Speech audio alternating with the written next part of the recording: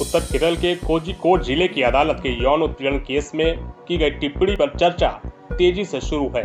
अदालत ने आरोपी को अग्रिम जमानत देते हुए कहा कि यदि महिला उकसाने वाली ड्रेस पहनती है तो वह फिर प्रथम दृष्टया आरोपी पर आईपीसी के सेक्शन 354 के तहत यौन उत्पीड़न का मामला नहीं बनता है।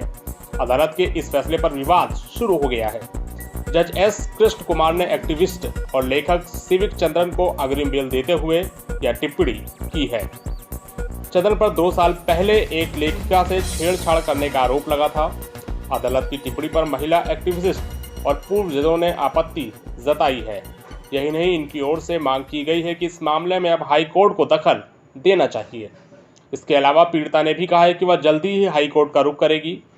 चंद्रन को बेल देते हुए जज ने टिप्पणी की, आरोपी की ओर से अपने एप्लीकेशन के साथ जो तस्वीरें दी गई हैं उससे पता चलता है कि शिकायतकर्ता ने ऐसी ड्रेस पहनी थी जो उकसाने वाली थी। ऐसे में सेक्शन 354 के तहत आरोपी के खिलाफ मामला नहीं बनता।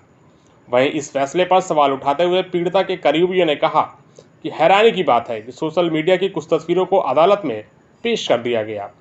अदालत ने यह भी कहा कि यह बात सामने आनी चाहिए कि इस मामले में एफआईआर दर्ज किए जाने में इतनी देरी क्यों हुई।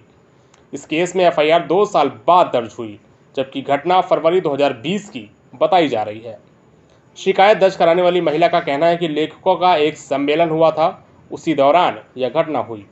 अपनी शिकायत में महिला ने कहा कि आरोपी लेखक उसे अक्सर कॉल करता था और परेशान किया करता था।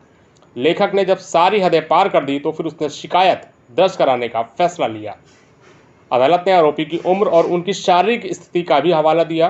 कोर्ट ने यह भी कहा कि यदि यह भी मान लिया जाए कि वह शारीरिक संपर्क हुआ था तो इस पर विश्वास करना मुश्किल है कि 74 साल की उम्र और शारीरिक रूप से दिव्यांग शख्स कैसे किसी को जबरन अपनी गोद में बिठा सकता है और उसके प्राइवेट पार्ट को दबा सकता है। ऐसे में इस मामले में आरोपी को अग्रिम जमानत दी जानी चाहिए। ब्यूरो रिपोर्ट, धरा साक्षी।